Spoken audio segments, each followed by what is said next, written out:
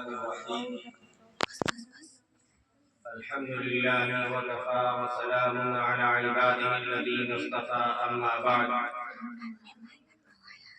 أعوذ بالله من الشيطان الرجيم بسم الله الرحمن الرحيم فلولا نفر من كل فرقة منهم طائفة ليتفقهوا في الدين ولينذروا قومهم إذا رجعوا إليهم لعلهم يحذرون صدق الله العظيم وقال رسول الله صلى الله عليه وسلم خيركم من تعلم القرآن وعلمه أو كما قال صلی اللہ علیہ وسلم۔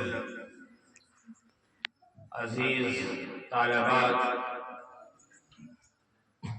یہ خوشی کا موقع ہے کہ ہم لوگوں نے گزشتہ سال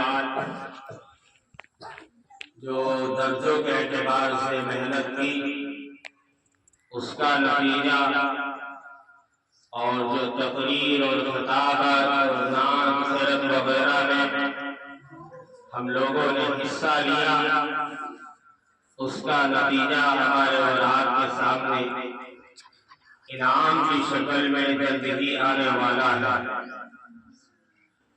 سب سے پہلے تو میں مبارکباد پیش کرتا ہوں ان طالبات کو جنہوں نے درجے میں اچھی پوزیشن حاصل کی، اسی طرح ان طالبات کو بھی مبارکباد پیش کرتا ہوں جنہوں نے مسابقے میں حصہ لیا اور اچھے نمبرات سے کامیابی حاصل کی۔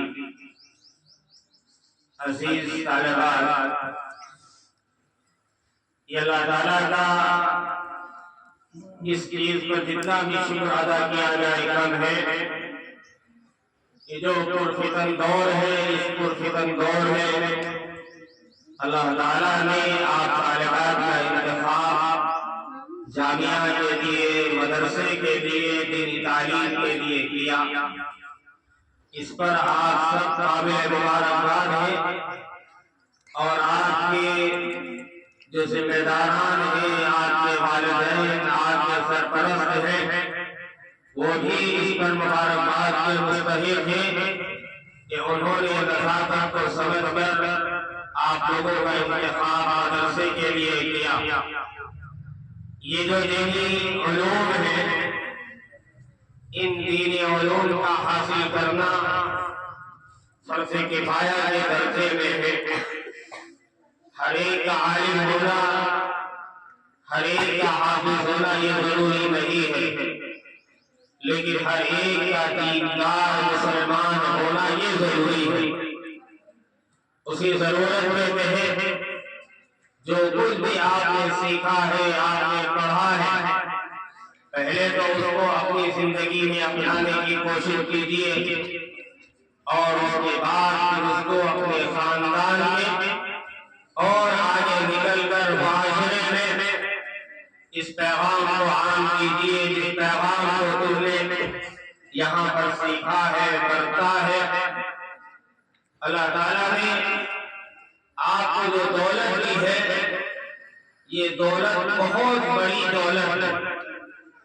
تمام دولتوں کو قربان کرنے کے بعد اگر کسی کو دین کی دولت مل جائے تو اس سے بڑی کوئی دولت نہیں ہے۔ اور اللہ تعالیٰ نے آپ کا انتخاب فرمایا، یہ اللہ نے خود قرآن میں فرمایا ہے کہ تم میں کچھ لوگ ایسے ہونے چاہیے جو تفقہ کی دین حاصل کرے، اور تفقہ کی دین حاصل کرنے کے بعد جب وہ لوٹ کر اپنے علاقوں میں جائے تو انذار اور تبشیر کا معاملہ کر سکے، پیغام کو عام کر سکے، اور جو اللہ کے رسول نے فرمایا تھا کہ بلغوا عنی ولو آیا، کہ اگر میری ایک بات بھی تمہیں معلوم ہو گئی تو اس بات کو دوسروں تک پہنچاؤ۔ دوسروں تک منتقل کرنا، دوسروں تک بات کا پہنچانا، یہ آپ کی ذمہ داری ہے۔ اس لیے کہ کچھ افراد کے بارے میں کہا گیا ہے، کچھ جماعت ایسی ہونی چاہیے، کچھ لوگ ایسے ہونے چاہیے جو دین کی سمجھ بوجھ حاصل کرے ان چند لوگوں میں سے آپ لوگ ہیں۔ اس لیے جو کچھ بھی آپ نے سیکھا ہے تو سب سے پہلی ذمہ داری ہے کہ اپنی زندگی میں برتنے کی کوشش کیجیے، ورنہ کل قیامت کے دن فرمایا گیا ہے کہ جس نے دنیا میں علم حاصل کیا صرف مال و دولت کے لیے، شہرت کے لیے، نام و نمود کے لیے، اس کا علم اس کے منہ پر مار کر اسے جہنم میں گھسیٹ کر ڈال دیا جائے گا۔ آپ نے روایت پڑھی ہوگی، قاری بھی ہوگا، مالدار بھی ہوگا، عالم بھی ہوگا، سب ہر طرح کے لوگ وہاں پر پیش کیے جائیں گے۔ اس لیے سب سے ضروری چیز ہے کہ اس کو اپنی زندگی میں اپنایا جائے۔ ہم نے پڑھا کیوں ہے؟ ہم نے اسی لیے پڑھا ہے قال اللہ قال الرسول، تاکہ ہم اپنے آپ کو قال اللہ اور قال الرسول کے زمرے میں داخل کر سکیں۔ سمجھ رہے ہیں؟ صحابہ اکرام کا معاملہ کیا تھا؟ آپ صلی اللہ علیہ وسلم کا منہ دیکھتے رہتے تھے، آپ کے مبارک ہونٹ کو دیکھتے تھے کہ کوئی بات آپ کی زبان سے نکلے اور ہم اس کے اوپر لبیک کہیں۔ اور آپ کو تو صحاح ستہ بھی پڑھائی جاتی ہے، دیگر کتابیں بھی پڑھائی جاتی ہے، اس کے باوجود اگر کوئی نہ سنبھلے، اپنے آپ کو نہ بنائے تو یہ انسان کی ناکارہ ہے۔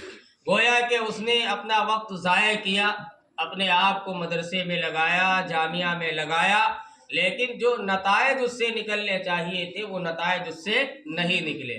اس لیے جو بھی کمی کوتاہی ہے ان کمی کوتاہی کو دور کر کے صحیح علم حاصل کیا جائے اور اس کے اوپر عمل کیا جائے۔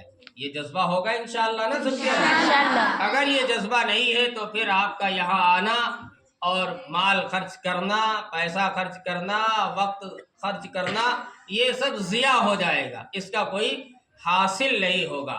تو حاصل کرنے کے لیے کیا ہے کہ اچھا علم حاصل کیا جائے اور اس کے اوپر عمل کیا جائے۔ یہ جو مسابقہ ہوا یا اسی طرح جو درجوں کے اندر پوزیشن حاصل کیے ہیں، ان پر تو مبارکباد بار بار پیش کی جائے تو کم ہے، لیکن مسابقے میں ایک چیز ہوتی ہے کہ ہر ایک آگے بڑھنے کی کوشش کرتا ہے۔ اس کو مقابلہ نہیں کہا جاتا ہے، مقابلہ نہیں بلکہ مسابقہ۔ سابقہ یسابق مسابقتاً کے معنی آگے بڑھنا۔ قرآن میں بھی ہے فاستبقوا الخیرات، کہ نیکی کے کاموں میں کیا کرو؟ آگے بڑھو، سبقت کرو۔ اسی طرح ہمارا یہ آپ کا جو مسابقہ ہوا، اس میں بھی ہم نے کوشش کی ایک سے ایک نے دوسرے پر آگے بڑھنے کی، تو اللہ نے جس کا انتخاب کیا وہ آگے نکلا اور جس کا انتخاب نہیں کیا وہ پیچھے رہ گیا۔ انشاءاللہ پھر وہ آگے آئے گا۔ تو اس میں ہم سب کو ہمت نہیں ہارنی ہے، اس میں آگے بڑھنے کی دن بدن کوشش کرنی ہے۔ اور یہ یاد رکھیے کہ یہ انعام تو حوصلہ افزائی کے لیے ہے نا۔ اگر یہاں آپ کو انعام نہیں ملا تو اللہ کے ہاں بہت بڑا انعام آپ کو ملے گا، آپ اس کے لیے تیار رہیے، ٹھیک ہے؟ انشاءاللہ اللہ کے ہاں بہت بڑا انعام ملے گا۔ تو یہ جو اسٹیج آپ کے لیے بنایا گیا ہے، تقریر کا، تحریر کا، جو بھی ہے، اس میدان میں آپ خوب ترقی کیجئے، محنت کیجئے، اچھی اچھی تقریریں رٹیے، تاکہ جب آپ فارغ ہو کر نکلے تو یہی تقریریں آپ کے کام آئیں۔ سمجھ رہے ہیں؟ اس لیے کیا ہے، النادی یا الاصلاح یہ اسٹیج قائم کیے جاتے ہیں کہ ہمارے اندر جو خوف ہے، جو ڈر ہے، وہ نکل جائے۔ جب ہم عوام میں جائیں گے، لمبی لمبی تقریریں ہم کو کرنی ہوں گی، بڑے مجمع ہوں گے، وہاں مخاطب کرنا ہوگا لوگوں کو، تو اگر پہلے سے ہمارے اندر ڈر ہوگا تو کیا ہوگا، ہم بھول جائیں گے، یا یہ کہ ہم سے ہمت نہیں آگے بڑھے گی کہ ہم آگے اور بولیں۔ جتنی جلدی ہو سکے گا وہ اسٹیج چھوڑنے کی کوشش کرے گا۔ اس لیے یہ میدان بنایا گیا ہے۔ اس میدان کو معمولی آپ نہ سمجھیے، یہ میدان معمولی نہیں ہے۔ ہم لوگوں نے جو کچھ بھی سیکھا ہے، یا جو بڑے بڑے استاد مقرر تقریر کرتے ہیں، سب اسی میدان کے ماہر ہیں، سب نے اسی جگہ سے سب کچھ سیکھا ہے۔